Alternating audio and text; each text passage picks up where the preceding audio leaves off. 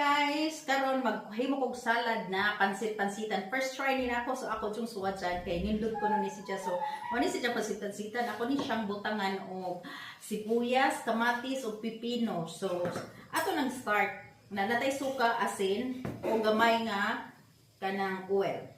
So, ato nang ibutang ang atong pipino. Unya siyempre sibuyas.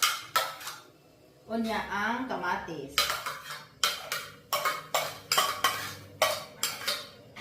Taka na to ka ng suka kay salad ni siya. Taka na to suka. Unya gamay nga kadyo ka ng oil kay aron nga bibo. Gamay kayo.